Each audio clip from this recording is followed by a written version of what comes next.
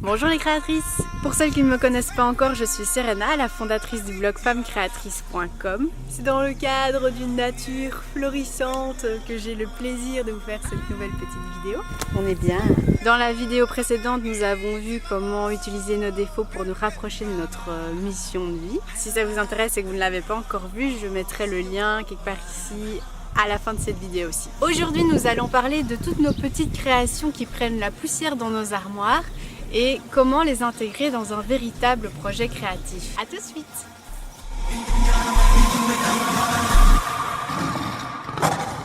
Ce très chouette thème de vidéo nous vient d'une question posée par Nadège qui nous dit: j'ai plein d'idées qui viennent de partout, je les fais toutes, donc il n'y a pas de problème pour concrétiser ces idées, mais une fois mes créations finies, elles restent dans mon armoire et n'aboutissent à rien. Elles n'ont pas de véritable but. Que faire? À cette question, deux choses. La première, j'ai envie de vous dire, ne sous-estimez pas vos petites créations.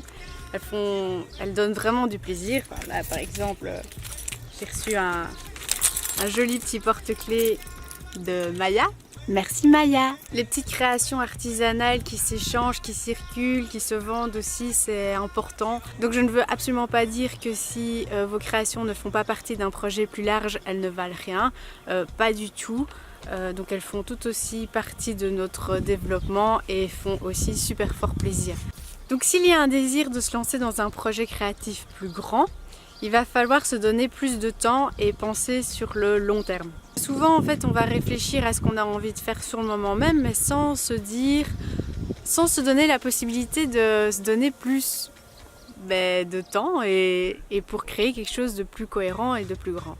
Donc se projeter sur un plus long terme demande forcément un peu plus de réflexion et aussi il faut s'accorder un rêve. Si maintenant vous vous dites voilà j'ai 1 an pour le faire et on verra petit à petit comment on va y arriver, mais voilà, quelque part ça va déjà ouvrir un peu l'espace et vous allez vous accorder plus de réflexion et d'imagination par rapport à ça. Il y a 5 petites règles à savoir pour faire ton objectif un objectif vraiment de béton.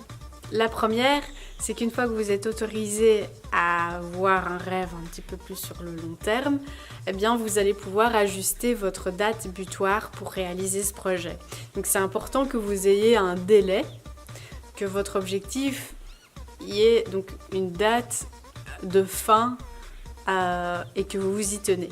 Donnez-vous le temps qu'il vous faut et surtout donnez-vous des rendez-vous par semaine, par mois, donc des rendez-vous avec votre projet créatif pour chaque semaine avancer d'un petit pas et donc de réduire votre objectif final par des petites actions à faire chaque semaine jusqu'à finalement arriver sans qu'on s'est rendu compte qu'on y était arrivé. J'en profite pour vous rappeler que sur le blog, il y a un calendrier des projets créatifs à télécharger gratuitement. Téléchargez ce calendrier-là et vous marquez tous vos rendez-vous du projet sur ce calendrier-là et rien d'autre. Donc ça permet d'avoir son petit outil supplémentaire pour votre projet. Et c'est un calendrier avec plein de jolies petites citations pour booster sa motivation et son envie de créer. Deuxième chose, pour que votre objectif soit parfait, il doit vous correspondre et donc être ni trop élevé et ni trop petit. Ouais, bravo, merci. Ça peut paraître évident, mais si l'objectif est trop petit, et c'est à mon avis ce qui se passe un peu dans le cas de Nadège où les créations n'aboutissent à rien, c'est ce qu'elle dit, et qu'elles finissent dans l'armoire. Et donc si l'objectif est trop petit, ça va nous dévaloriser, ça va pas nous challenger. Et pareil pour un projet trop grand ou trop ambitieux, c'est bien avoir de l'ambition, mais si maintenant on n'arrive pas à terminer le projet parce que justement on ne s'est pas rendu compte de l'ampleur de la tâche et qu'on ne termine pas notre projet et qu'on va abandonner à cause de ça, ça va aussi nous dévaloriser et ça ne va pas être quelque chose de l'ordre du plaisir et de l'agréable. Donc il faut bien faire attention à ça et trouver le juste équilibre. La 4e caractéristique d'un bon objectif est qu'il doit être mesurable. ça veut dire qu'à un moment, il y a un chiffre quantitatif qui va apparaître dans l'objectif. Donc non seulement on va ajouter une date butoir, donc une date de fin à respecter, mais en plus on va faire en sorte qu'on puisse évaluer à la fin si on a bien atteint l'objectif ou non. Par exemple, au lieu de dire « je veux créer un événement », on va dire « je veux créer un événement avec 100 personnes dans 3 mois pour… » Et c'est là qu'intervient la 5e caractéristique d'un bon objectif, c'est qu'on va trouver une spécificité à l'objectif, le pourquoi de l'objectif, donc que ce soit le plus précis possible. On va creuser un maximum le pourquoi. Donc ici, si c'est l'exemple de l'événement, on va dire voilà, je vais faire un événement pour me faire connaître mes créations, pour rencontrer des gens potentiellement intéressants pour un projet potentiellement faisable futur, ou pour vendre. Donc voilà, il faut donner un sens à l'objectif. Si vous le connaissez déjà, c'est l'objectif SMART. Donc c'est un petit moyen mémotechnique pour retenir les 5 caractéristiques qui sont super importantes pour votre objectif. Il y a le S, donc spécifique, un objectif précis, spécifique, c'est ce qu'on vient de dire.